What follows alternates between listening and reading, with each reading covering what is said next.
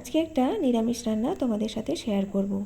এই রান্নাটা কিন্তু এখনকার বাচ্চারা হয়তো অনেকেই পছন্দ করবে না।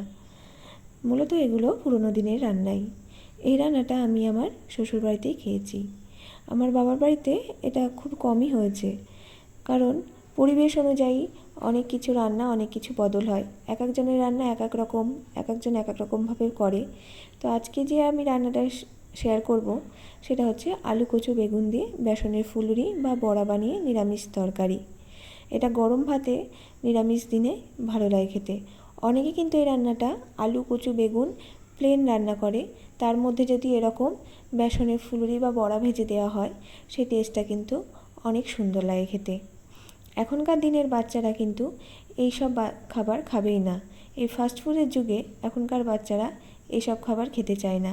আমি আমার মেয়ের বান্ধবী মায়েদের সঙ্গে কথা বলি, তারা বলে তাদের বাচ্চারা নাকি কোনো রকম সবজি খেতে চায় না। বাইরের খাবার, না হলে চিকেন রাইস, না হলে ভ্যারাইটিস কিছু বানিয়ে দিতে হবে।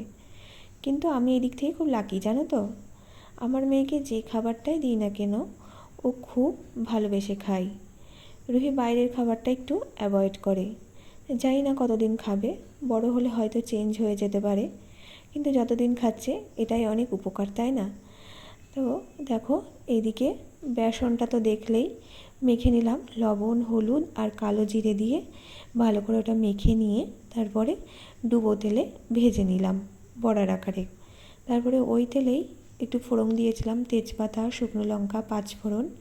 ফোড়ন দিয়ে তার মধ্যে আলু কচুটা দিয়ে একটু ভেজে নিয়ে তার মধ্যে একটু বেগুনটা দিয়ে দিলাম। একটু ভাজা ভাজা হয়ে আসলে হলুদ দিয়ে একটু নেড়ে চেড়ে নিয়ে তারপরে একটা মশলা রেডি করলাম।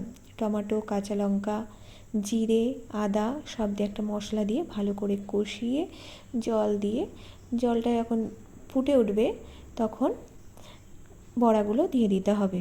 তাহলেই রেডি হয়ে যাবে এই আলু কচু বেগুন দিয়ে নিরামিষ তরকারি। তো চলো, রুহি এখন স্কুল থেকে চলে এসেছে, ওকে এখন খেতে দেব।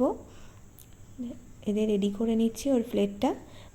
আজকে কাঁকরোল ভাজা, আলু কচু বেগুনের তরকারি, এটা দিয়ে ও ভাত খেয়ে নেবে। তো আজকের মতো আসছি, সকলকে শুভরাত্রি, টাটা।